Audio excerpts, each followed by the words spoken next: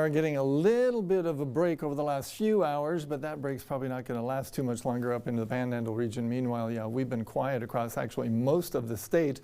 Futurecast shows that most of the action or the thunderstorms are going to stay out in West Texas on up towards the Panhandle tonight, and then on to tomorrow. Those storms slowly die off as they move towards the east, but we continue to stay under the influence of high pressure, keeping things nice and quiet and hot and dry, and we could really use a little bit of rain, but that might be a little further down the road. What we're also keeping an eye on is that Saharan dust continuing to creep on our direction. The next plume probably arriving over the weekend, and makes for some really nice sunsets and sunrises, but it can also cause some problems for people with allergies and any sort of breathing conditions. It can really bug them, but also acts as a storm suppression. So tropical development is held to a minimum as long as the dust is around and nice and thick.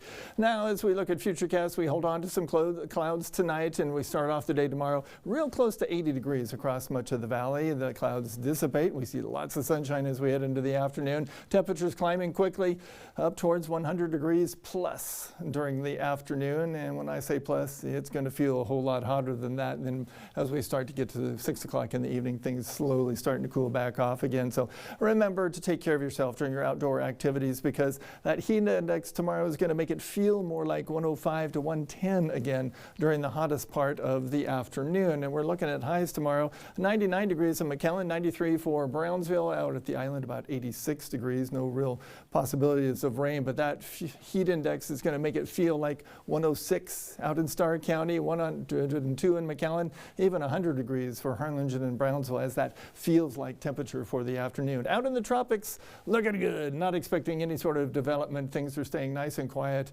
in the Gulf and into the Caribbean, and generally it's the Eastern Gulf where we might tend to see a little development as we push through the month of June. The weekend looking good, but looking hot for sure, both Saturday and on Sunday, and that even continues on into the beginning of next week. But then by Wednesday, we start to think about the possibility of a shower or two. That cools us off a little bit as well. We can certainly use